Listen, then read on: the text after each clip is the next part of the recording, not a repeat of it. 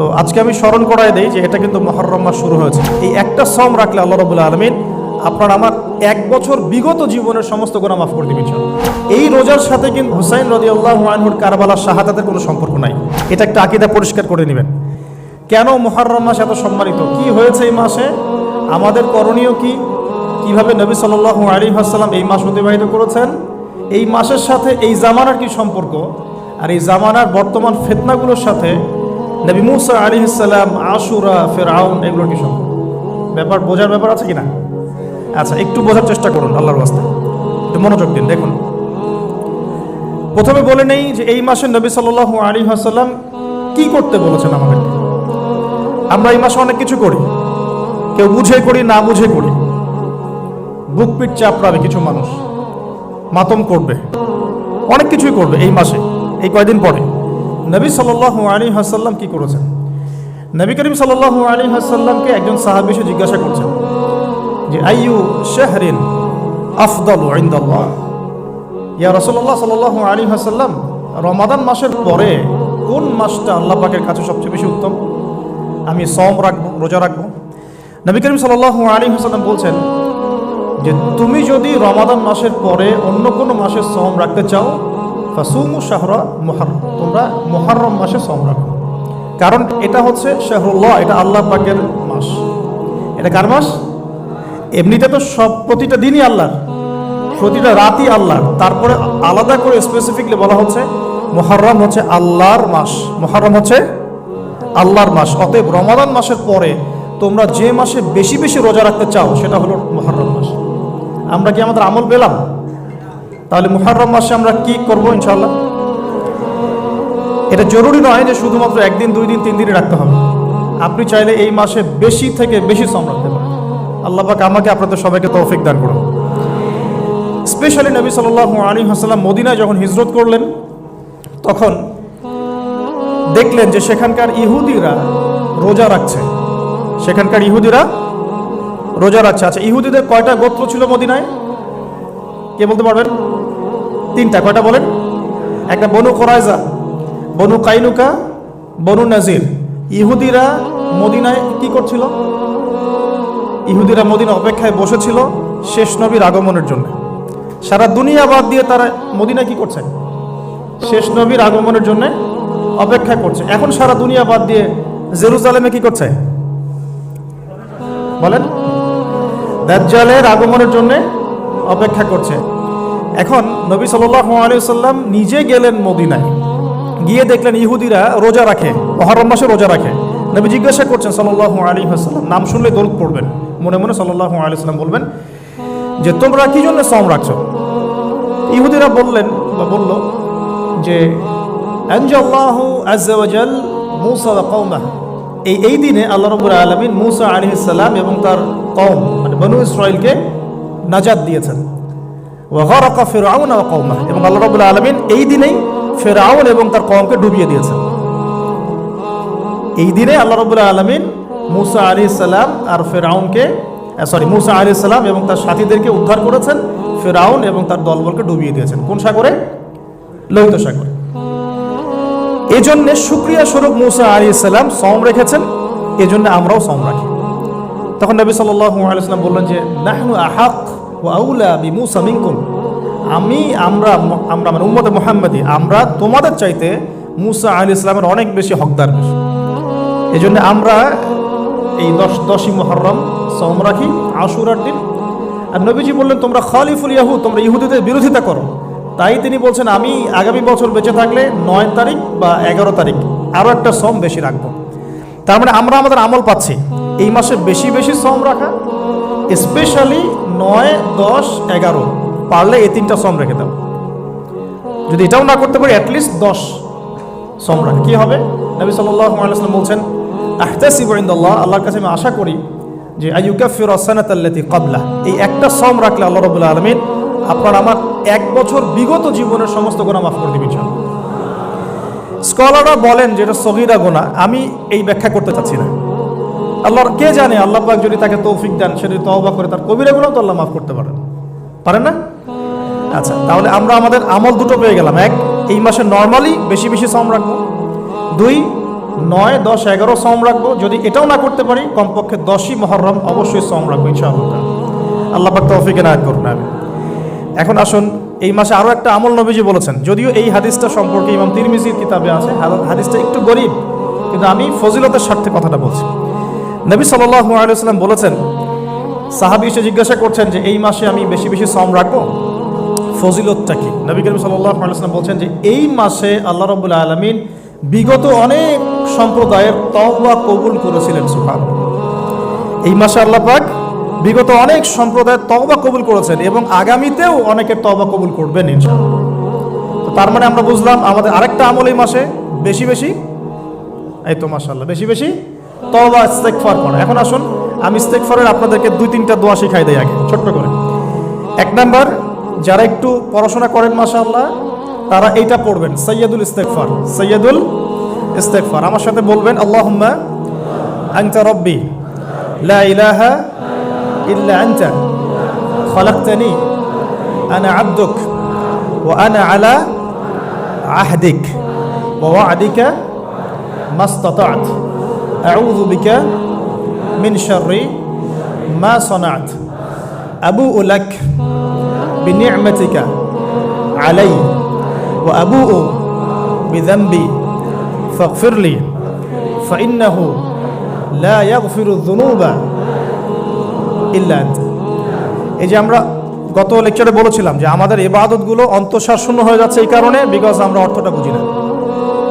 এই যে দোয়াটা আপনি করলেন, নবী সাল্লাল্লাহু আলাইহি ওয়াসাল্লাম বলেছেন যে এই দোয়া পড়ার পরে যদি কেউ সকালে পড়ে রাত্রের আগে মারা যায় জান্নাতে চলে যাবে, রাতে পড়ে সকালের আগে ইন্তেকাল করলে জান্নাতে চলে যাবে।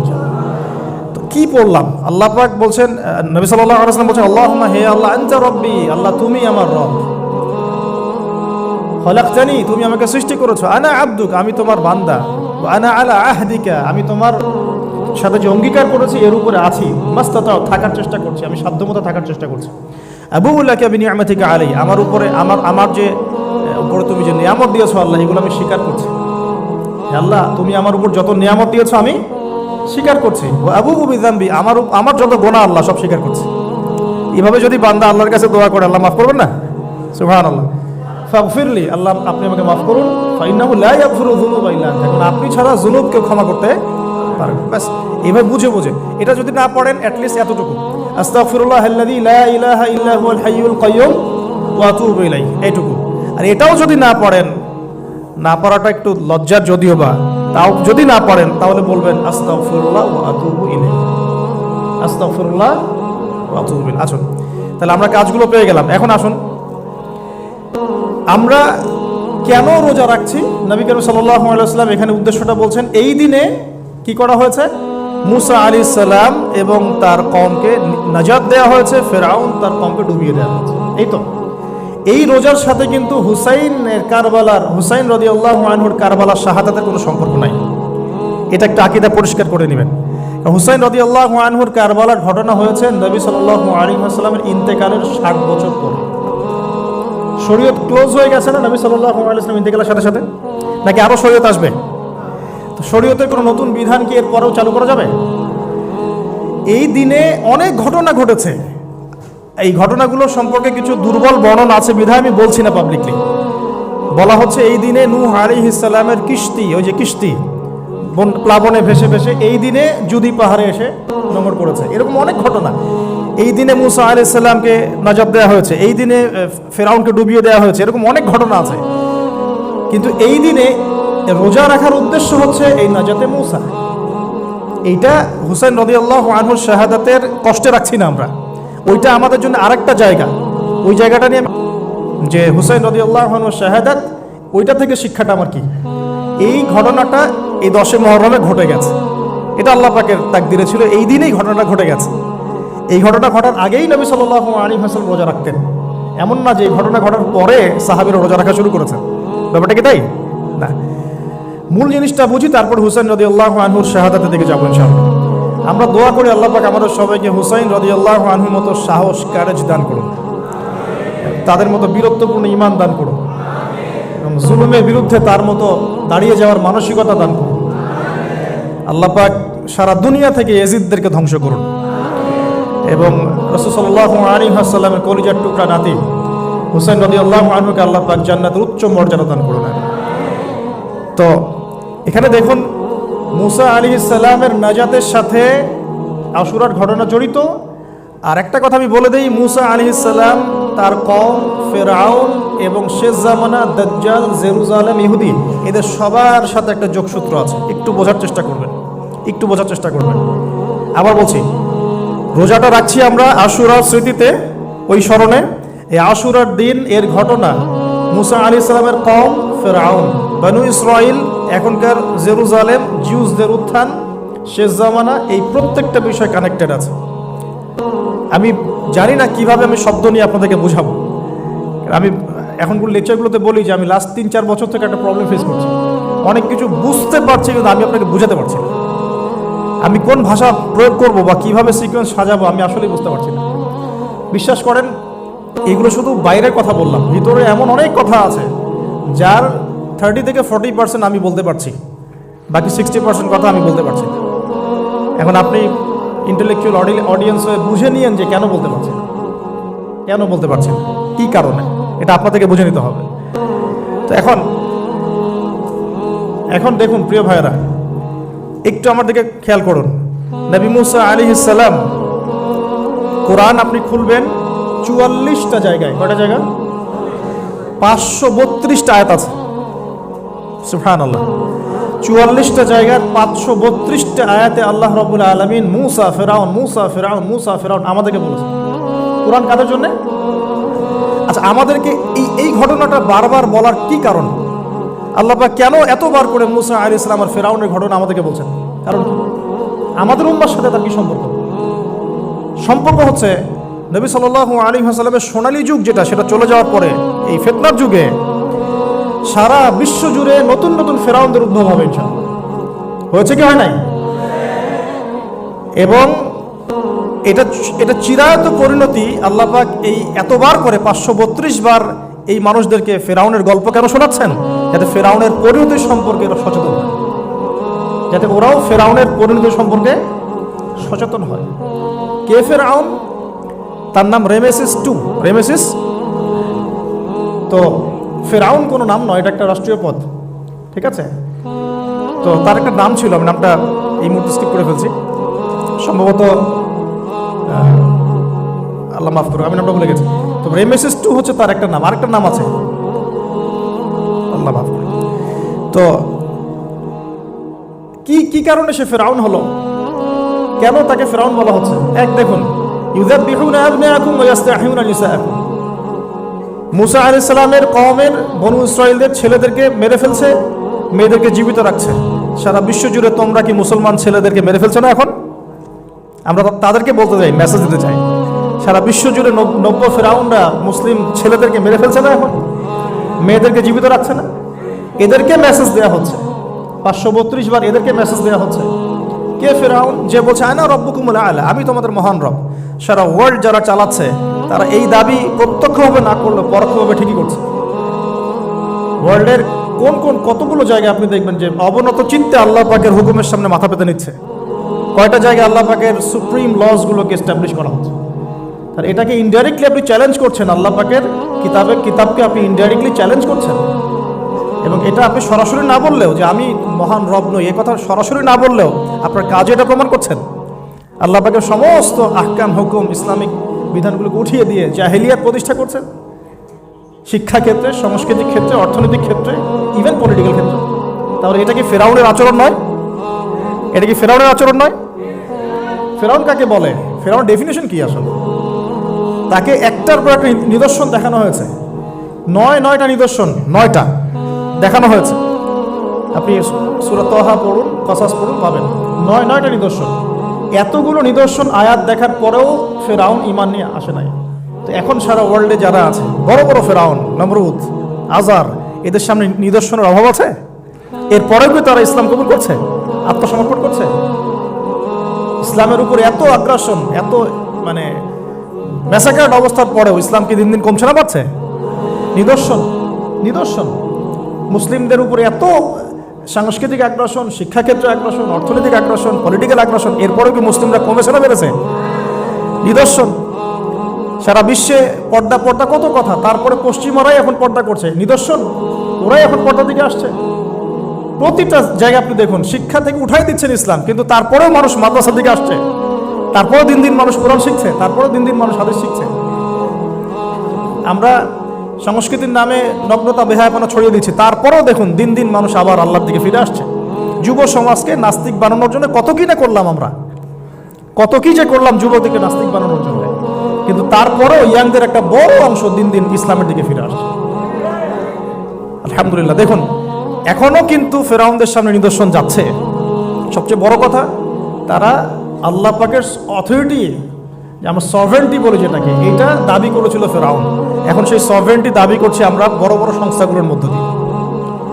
আপনি আমাকে সরাসরি জিজ্ঞাসা করলে আমি বলবো ইউনাইটেড নেশনস একটা ফেরাউন, অফকোর্স ফেরাউন, কারণ সে ওয়ার্ল্ড সারা ওয়ার্ল্ডকে আল্লাহ পাকের হুকুম আহকাম থেকে বের করে মানুষের হুকুম আহকামের দিকে নিয়ে গেছে। সিম্পল। এখন আশুরার সাথে এগুলোর কি সম্পর্ক? এবার এই বিষয়টা দেখুন, একটু খেয়াল করুন, একটু মনোযোগ দিন। নবী মুসা আলাইহিস সালামকে আল্লাহ রাব্বুল আলামিন জন্ম দিয়েছেন কোন বছর জানেন? যেই বছর ওই সন্তান জন্মটা স্থগিত ছিল, মানে 1 বছর তারা সন্তান জবাই করা। জ্যোতিষীরা বলেছিল একজন আসবে তোমার সিংহাসন কেড়ে নিবে। মুসা আলাইহিস সালামের নাম উল্লেখ করা হয় নাই। ফেরাউন খুব সতর্ক, এরপর থেকে যে বাচ্চাই জন্ম নেয় হত্যা করা হয়। সুবহানাল্লাহ। এখন সারা বিশ্বে বাচ্চাদেরকে হত্যা করা হচ্ছে না? আপনি ইয়েমেনের দিকে তাকান, সিরিয়ার দিকে তাকান, লেবানন, জর্ডান দেখেন, প্যালেস্টাইনের দিকে তাকান, প্যালেস্টাইনের দিকে তাকান, কতগুলো বাচ্চা, নিরীহ বাচ্চাদেরকে এত মারার পরেও আলহামদুলিল্লাহ আল্লাহ পাক ওইখানকার মাদের গর্ভে যমজ সন্তান দান করেন। দেখবেন পৃথিবীতে সবচেয়ে বেশি যমজ সন্তান হয় ছেলে সন্তান প্যালেস্টাইনে। সুবহান আল্লাহ পাকে দেখেন। তো মুসা আলাইহিস সালামকে আল্লাহ পাক জন্ম দিয়েছেন পরের বছর, মানে যে বছর জবাই করা চলছে তার পরের বছর মুসা আলাইহিস সালাম জন্ম নিয়েছেন। এবার তার মা তো ভীত সন্তুষ্ট, কি করবেন, কিভাবে হবে, ফেরাউন জানতে পারলে তো মেরে ফেলা হবে। এখন আল্লাহ পাক তাকে ওহী করলেন। এই ওহীটা নবুয়ত না, কিন্তু মনের মধ্যে ইলহাম। এটা কি বলি? ইলহাম। যে তুমি তোমার সন্তানকে ভাসিয়ে দাও। কোথায় ভাসাবে? কোন মা পারবে বলেন তো? মারা কেটে পারবে? ও মুসা আলাইহিস সালামের মায়ের কলবটা কেঁদে উঠলো। আল্লাহ পাক বলছেন আমি যদি তার কলবকে দৃঢ় না রাখতাম সেই কাজ করতে পারতো না। সুবহানাল্লাহ। তার অন্তরকে দৃঢ় কে রাখে? আল্লাহ। আমরা সে আল্লাহর কাছে অন্তরের কলবের দৃঢ়তা কামনা করি। আমি এই জায়গা থেকে একটু মনোযোগ দিয়ে বুঝতে হবে, আস্তে আস্তে শেষ করে দিব। এবার আল্লাহ রাব্বুল আলামিনের শান এবং তার পরিকল্পনা দেখুন। আল্লাহ পাক মুসা আলাইহিস সালামের চেহারার মধ্যে মোহাব্বত, ভালোবাসা দিয়ে দিয়েছেন। সুবহানাল্লাহ। অনেক মানুষ আছে না, বাচ্চা দেখলে মোহাব্বত জাগে, ভালো লাগে, খুব আদর করতে ইচ্ছা করে। ফেরাউনের ঘরে সন্তান নাই, তার স্ত্রী পানির ঘাটে বাচ্চা চলে আসলো, বাচ্চা দেখে সে বলছে মাশাআল্লাহ এত চমৎকার একটা সন্তান, ফুটফুটে বাচ্চা। ফেরাউনের কাছে নিয়ে গিয়ে বলছে একে রেখে দেই, লা তাকতুলু, তাকে হত্যা করো না, আসা আইয়ানফাআনা আও নাত্তাখিযাহু ওয়ালাদা, তাকে আমরা রেখে দেই, হয়তো সে উপকারে আসবে, অথবা কোনো আমরা তাকে সন্তান হিসেবে গ্রহণ করতে পারি। তো ফেরাউন কিন্তু খুব সতর্ক ছিল। তারপরে আল্লাহ পাক তারই ঘরে মুসা আলাইহিস সালামকে বড় করলেন। সুবহানাল্লাহ। আর মুসা আলাইহিস সালাম, ফেরাউনের স্ত্রী দুধ পান করছে না, তখন মুসা আলাইহিস সালামের একজন বোন আছে, সে গিয়ে তাদেরকে খবর দিল যে আমরা কি তোমাদেরকে হাল আদুল্লুকুম আলা মান ইয়াকফুলু, এমন একজনের কথা বলবো যে মুসাকে দুধ পান করাবে, এই বাচ্চাকে দুধ পান করাবে। আল্লাহ পাকের কি কৌশল! আল্লাহ পাক ওই মায়ের কোলেই আবার মুসা আলাইহিস সালামকে ফিরিয়ে দিলেন। এদিকে মায়ের দুধ খাচ্ছে, ফেরাউনের ঘরে বড় হচ্ছে, আবার ফেরাউন একটা বড় অঙ্কের হাদিয়া তার মাকে দিচ্ছে দুধ পান করানোর জন্য। সুবহানাল্লাহ। আল্লাহ পাকের পরিকল্পনা দেখেন। আমি আসলে বুঝাতে পারছি না ভাই, আমার ল্যাঙ্গুয়েজের প্রবলেমের কারণে মাফ করবেন। অনেক তথ্য মাথায় থাকলে কথা বলা টাফ হয়ে যায়। তো সুবহানাল্লাহ, আল্লাহ পাকের পরিকল্পনা দেখুন। যে নবী মুহাম্মদ সাল্লাল্লাহু আলাইহি ওয়াসাল্লামকে মক্কা থেকে তাড়িয়ে দিচ্ছে মানুষ, আল্লাহ রাব্বুল আলামিন সেই মক্কা নবীর পায়ের সামনে এনে দিলেন। সুবহানাল্লাহ। মাত্র 8 বছরের ব্যবধানে। যে বদর যুদ্ধে মুসলিমদেরকে একদম নিঃশেষ করে দেওয়ার প্ল্যান করা হয়েছে, ওই বদরেই আল্লাহ রাব্বুল আলামিন আবু জেহেলের মৃত্যু লিখে রাখলেন। যে ইউসুফকে কুয়ায় ফেলে দিল তার ভাইরা, সেই ইউসুফকে আল্লাহ পাক সেখান থেকে কারাগার, রাজপ্রাসাদ, সেখান থেকে কারাগার, সেখান থেকে আবার নিয়ে আসলেন মিশরের পলিটিক্যাল পাওয়ার। আল্লাহর পরিকল্পনা। যে ইয়াসরিব একসময় ইহুদিদের দাপটের জায়গা ছিল, ওই ইয়াসরিব মুসলিমদের পরতলগত করলেন আল্লাহ পাক হিজরত করিয়ে। বাদশাহ নাজাশী আবিসিনিয়ায়, আমি তো মালয়েশিয়াকে একটা আবিসিনিয়া মনে করি, এখানে মাশাআল্লাহ এরকম পরিবেশ আছে, শান্তিপূর্ণ ইসলামী পরিবেশ। বাদশাহ নাজাশির এরকম পরিবেশ ছিল। বাদশাহ নাজাশি কিন্তু মুসলিম ছিল না, সে খ্রিস্টান ছিল। তারপরেও নবীজি বলতেন বাদশাহ নাজাশির রাজ্যে কেউ জুলুমের শিকার হয় না, সুবহানাল্লাহ। যদিও সে মুসলিম ছিল না, ওখানে ইসলাম নিয়ে গেলেন আল্লাহ পাক, ওখান থেকে পুরো আফ্রিকা ইসলাম ছড়িয়ে পড়লো, সুবহানাল্লাহ। এক খালেদ বিন ওয়ালিদ রাদিয়াল্লাহু আনহু, যার হাতে উহুদ যুদ্ধে বহু মুসলিমের প্রাণ গিয়েছে না, সেই মানুষকে আল্লাহ রাব্বুল আলামিন হেদায়েত দিয়ে 100টা যুদ্ধ করিয়েছেন, সুবহানাল্লাহ। আল্লাহ পাকের পরিকল্পনা আমরা বুঝতে পারবো না, আল্লাহ পাকের পরিকল্পনা আমরা বুঝতে পারবো না। ওয়া মাকারুল্লাহ, তারা কৌশল করে, আল্লাহ পাকও পরিকল্পনা করে। দেখেন এই যে প্যালেস্টাইন নিয়ে এত সমস্যা করছে না, আল্লাহ পাকের কি পরিকল্পনা, সুবহানাল্লাহ। আল্লাহ পাক সমস্ত জিউসদেরকে ওইখানে একত্রিত করেছেন, কেন জানেন? কেন জানেন? আল্লাহ পাক এই যে 1914 থেকে নিয়ে 2023 এই যে সালগুলো চলছে, 100 বছর, লাস্ট 100 বছরে সারা ওয়ার্ল্ডের জিউসদেরকে ওখানে একত্রিত কেন করেছেন জানেন? যেইভাবে আল্লাহ পাক ফেরাউনের দলবলকে লোহিত সাগরে ডুবিয়ে দিয়েছেন, ওইভাবে আল্লাহ পাক প্যালেস্টাইনিদের সবাইকে ডুবাবে ইনশাআল্লাহ। এটাও আল্লাহ পাকের একটা বড় পরিকল্পনা। এটা ওরা বুঝতে পারছে না, কিন্তু সময় সাক্ষী দেবে ইনশাআল্লাহ, দেখে নিন। আমরা 100% হলফ করে বলতে পারি এটা হবেই ইনশাআল্লাহ। এই কারণেই লাস্ট এই যে অটোম্যানদের ডিফিটের পর থেকে নিয়ে 1970 থেকে নিয়ে যে first world war, second world war করতে করতে সব জায়গা থেকে জিউসরাকে একত্রিত করেছে এখানে, বিকজ অফ লাস্ট একটা সর্বশেষ একটা ম্যাসাকার আল্লাহ পাক করবেন ইনশাআল্লাহ। কার হাতে? ঈসা আলাইহিস সালামের হাতে। আমাদের উম্মতের মধ্যে কে নেতৃত্ব দিবেন? ইমামুল মাহদি, যার নাম হবেন মুহাম্মদ। তার নাম কি? মুহাম্মদ। তার বাবার নাম আব্দুল্লাহ, তার মায়ের নাম হবে আমিনা। এটাও ক্লোজিং টাইম। এখন আসুন, আল্লাহ পাকের কি পরিকল্পনা। যৌবনকালটা আল্লাহ পাক মুসা আলাইহিস সালামকে ফেরাউনের ঘরেই কাটালেন, এবং আল্লাহ পাক মুসা আলাইহিস সালামকে দুটো গুণাবলী দিয়ে বড় করলেন। দুটো গুণাবলী মনে রাখবেন। এক হচ্ছে কওয়ী, তিনি শক্তিশালী ছিলেন, ফিজিক্যালি অনেক শক্তিশালী ছিলেন। আমিন মানে বিশ্বস্ত ছিলেন, কওয়ীউল আমিন, মনে থাকবে ইনশাআল্লাহ। আমরাও আল্লাহর কাছে দোয়া করি, আল্লাহ আমাদেরকে কওয়ী বানিয়ে দিন এবং আমিন বানিয়ে দিন, আমিন। এবার যৌবনে উপনীত হয়েছেন, টকবকা রক্ত, বাইরে বের হয়েছেন। বাইরে বের হয়ে দেখছেন যে দুজন ব্যক্তি লড়াই করছে, রজুলান ইয়াকতাতুলান, দুজন ব্যক্তি মারামারি করছে। একজন মিন শিয়াতি, তার বনু ইসরাইল কওমের মধ্যে, আরেকজন হচ্ছে আদুবি, তার শত্রুর মধ্যে। তো মুসা আলাইহিস সালাম গিয়ে সাহায্য করতে চাইলেন তার কম। আমরা বলি না দেশি ভাই সাপোর্ট দিই, তাই না? আচ্ছা, তো মুসা আলাইহিস সালাম গিয়ে সাপোর্ট দিতে গিয়ে শুনেন, ফাওয়াকাযাহু মুসা ফাকাদা আলাইহি, মুসা আলাইহিস সালাম মাত্র একটা ঘুষি দিয়েছেন, এক ঘুষিতেই ওই ব্যক্তি ডেড, স্পট ডেড।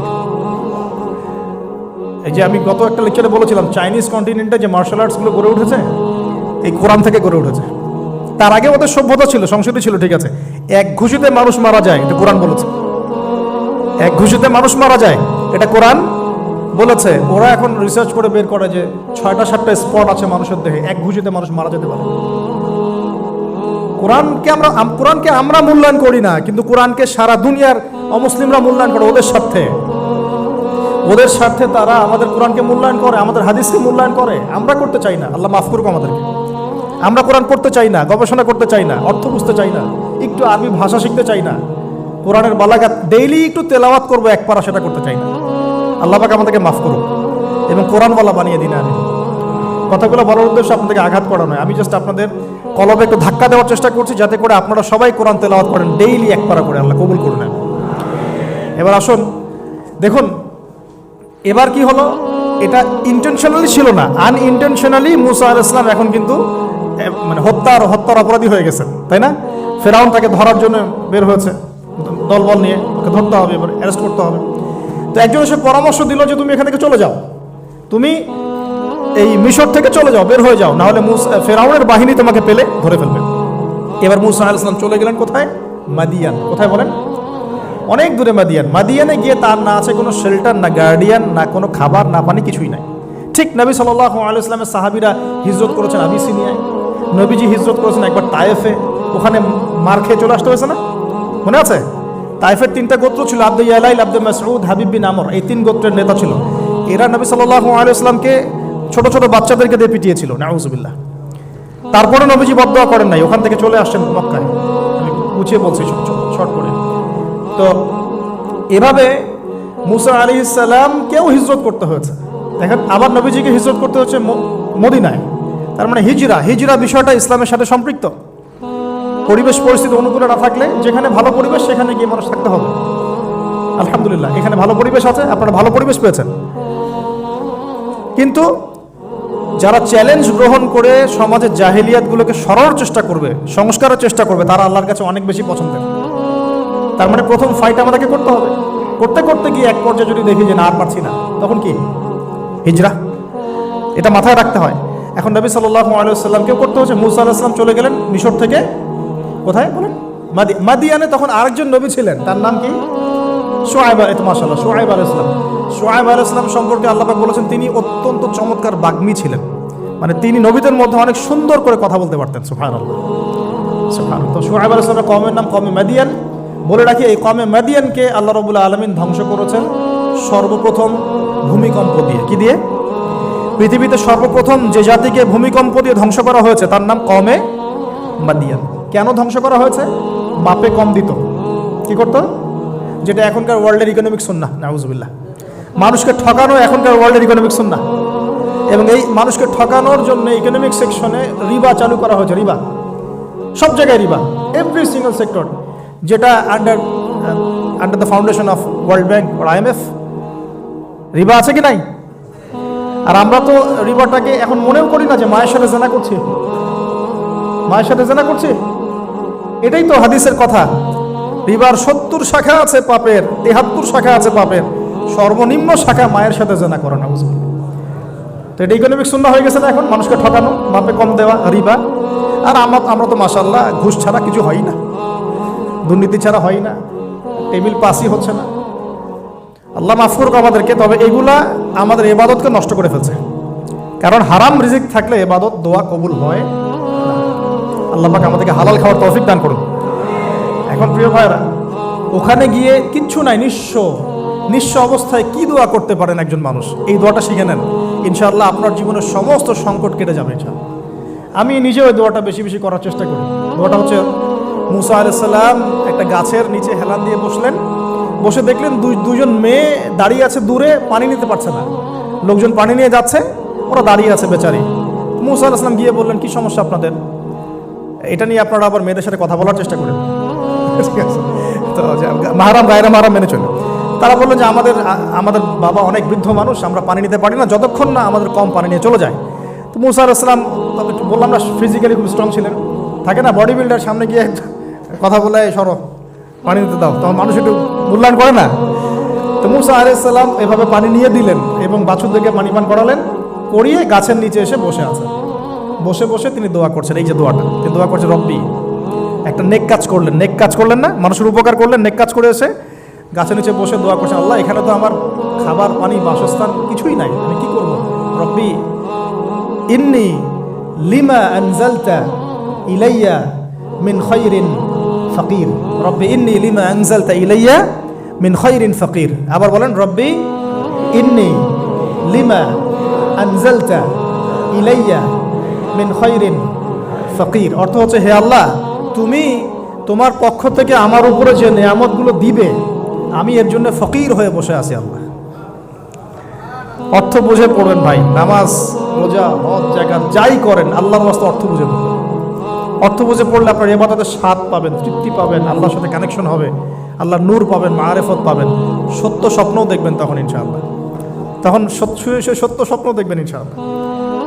আল্লাহ পাক তৌফিক দান করবেন। এবার আল্লাহ পাকের সাহায্য নেমে আসলো, ওই দুই মেয়ের মধ্যে একজন হেঁটে হেঁটে চলে আসেন। এবার এই মেয়ের হাঁটা সম্পর্কেও কোরআন কথা বলেছে, সুবহানাল্লাহ। এই মেয়ে কিভাবে হেঁটে এসেছে এই হাঁটার বর্ণনাও কোরআন দিয়েছে। কোরআন বলেছে এই মেয়ে হেঁটে আসছে লাজুক পায়ে। কি পায়ে? এখন আপনি এই পুরো ওয়ার্ল্ডের মেয়েদের হাঁটা দেখেন, লজ্জা আছে?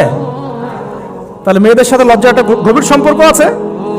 এই মেয়ের প্রশংসা আল্লাহ পাক কোরআনে করলেন, লাজুক পায়ে, লাজুক ভঙ্গিতে, অবনত নয়নে সে হেঁটে আসে। এখন আপনি কেলে যান, গো টু খেল, আপনাদের টুইন টাওয়ারে যান, দেখেন সবার হাঁটার চলা দেখেন।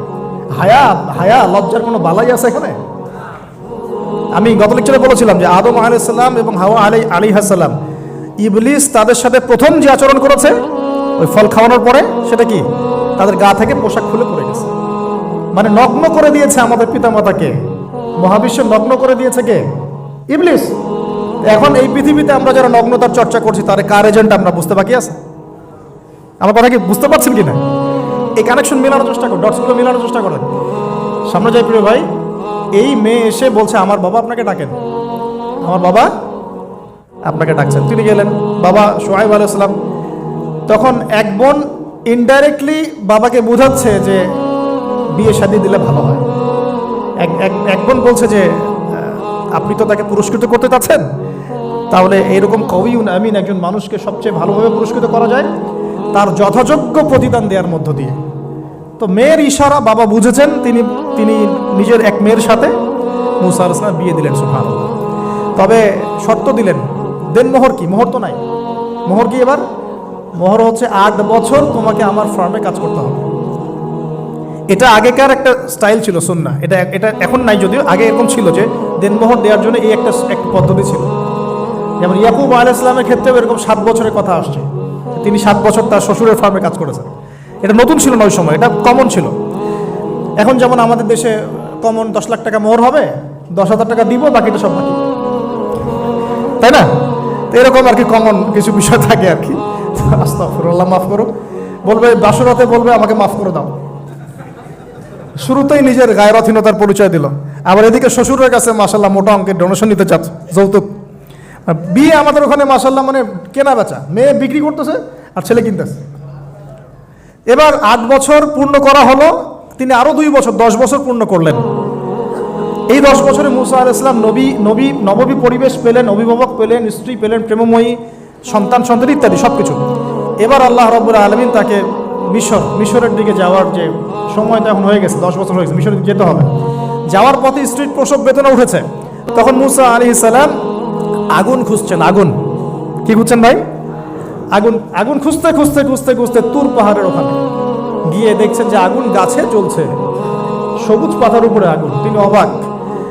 এই সময় আওয়াজ আসলো, বিসমিল্লাহির রহমানির রহিম, ইন্নী আনা রাব্বুক ফাখলা'না আলাইক ইন্নাকা বিল ওয়াদিল মুকদ্দাস তুরা। মুসা, ইন্নানি আনা আল্লাহ লা ইলাহা ইল্লা আনা ফা'বুদনি ওয়া আকিমিস সালাতা লিযিকরি। মানে এখানে অনেকগুলো কথা আছে, সূরা তাহার মধ্যে আছে। আওয়াজ চতুর্দিক থেকে ভেসে আসলো। মহান আল্লাহ রাব্বুল আলামিন তার শান অনুযায়ী, তার ইজ্জত অনুযায়ী তিনি যেভাবে কথা বলেন সেভাবে মুসা আলাইহিস সালামের সাথে কথা বললেন। আল্লাহু আকবার। বললেন, ইয়া মুসা, হে মুসা, ইন্নানি আনা আল্লাহ, নিশ্চয়ই আমি আল্লাহ, লা ইলাহা ইল্লা আনা, আমি ছাড়া কোনো ইলাহ নাই, ফা'বুদনি, তুমি আমার ইবাদত করো, ওয়া আকিমিস সালাতা লিযিকরি, আমার ইবাদতের জন্য সালাত কায়েম করো, আমার জিকিরের জন্য সালাত কায়েম করো, আমার স্মরণের জন্য সালাত কায়েম করো। ফাখলা'না আলাইক, তোমার জুতা খুলে ফেলো, ইন্নাকা বিল ওয়াদিল মুকদ্দাস তুয়া, তুমি তুয়া উপত্যকায় আছো, পবিত্র তুয়া উপত্যকায় আছো। আদব শেখানো হলো। এভাবে অনেক কথোপকথন হলো।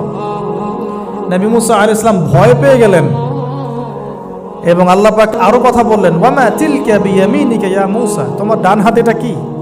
মুসা আলাইহিস সালাম বলছেন, ক্বালা হিয়া আসায়া তাওয়াক্কালু আলাইহা ওয়া হুশু বিহা আলা গনামি ওয়া লিয়া ফিহা মাআরিব উখরা, এটা তো আমার লাঠি, এটা দিয়ে আমি ডালপালা পারি, আমার যে গবাদি পশু চড়াই। আল্লাহ পাক বলছেন যে ছুঁড়ে মারো, আলকিহা ইয়া মুসা, ছুঁড়ে মারো। ফালকাহা, তিনি ছুঁড়ে মারলেন, ফাইদা হিয়া হাইয়াতুন তাসা, এবং এটা ছোটাছুটি শুরু করলো, বড় একটা সাপ হয়ে গেল। সুবহানাল্লাহ। এগুলো কোনো গাল গল্প নয়, এগুলো আল্লাহ রাব্বুল আলামিনের মুজিজা, মুজিজাতুল কুবরা, এটা বড় মুজিজা। তিনি পিছনের দিকে দৌড়ানো শুরু করলেন সাপ দেখে, খাইফা ইয়াতারাক্কাব, মানে ভয়ে দৌড়ানো শুরু করলেন। আল্লাহ পাক বলছেন, লা ইয়াখাফু লাদাইনাল মুরসালিন, আমার কাছে রসুলগণ ভয় পায় না, তুমি ভয় পেও না, তুমি ওটাকে ধরো পিছন থেকে, সেটা আবার লাঠি হয়ে যাবে। পিছন থেকে হাত দেওয়া হলো, লাঠি হয়ে গেল। সুবহানাল্লাহ। এবার বলছে যে তুমি তোমার বগলের নিচে হাত ঢুকাও। মুসা আলাইহিস সালাম বগলে হাত ঢুকালেন, বের করলেন, হাত থেকে টর্চ লাইটের মতো আলো বের হওয়া শুরু। এটা দ্বিতীয় নিদর্শন। কেন দেয়া হলো নিদর্শন? এবার আল্লাহ পাক তার দায়িত্বটাকে বলছেন, তোমাকে নিদর্শনগুলো কেন দিলাম, তোমাকে মনোনীত কেন করলাম, কেন তোমাকে মনোনীত করলাম? মুসা, তোমার কাজটা কি? তোমার কাজ এখন এটা, ইযহাব ইলা ফিরআউনা ইন্নাহু তাগা, তুমি ফিরআউনের কাছে যাও, ফিরআউন সীমা লঙ্ঘন করেছে, মনে আছে? ফেরাউনের কথা, সীমা লঙ্ঘন করেছে। তখন মুসা আলাইহিস সালাম তার অপারগতা প্রকাশ করছেন এভাবে, তিনি বলছেন, আল্লাহ আমার তো জিহ্বায় জড়তা আছে, আর আমি তো ওখানে এক ব্যক্তি, আমার খুনের অভিযোগ আমার কাঁধে, আমি এখন কিভাবে কি করব আল্লাহ। তখন আল্লাহ রাব্বুল আলামিন বলছেন এই দোয়াটা করো। কোন দোয়া? মুসা আলাইহিস সালাম করলেন, রব্বি ইশরাহ লি সাদরি, হে আল্লাহ আমার বক্ষ প্রশস্ত করো, ইয়াসসির লি আমরি, আমার কাজকে সহজ করে দাও, ওয়াহলিল উকদাতাম মিন লিসানি, আমার জিহ্বার সমস্ত জড়তা দূর করে দাও, ইয়াফকাহু কাওলি, যাতে মানুষ আমার কথা বুঝতে পারে। আমার পরিবারের মধ্য থেকে ওয়াজআলনি ওয়াজিরাম মিন আহলি, আমার পরিবারের মধ্যে একজন ওজির আমাকে দাও, সাথী। হারুন আখি, আমার ভাই হারুনকে দান করো। সুবহানাল্লাহ।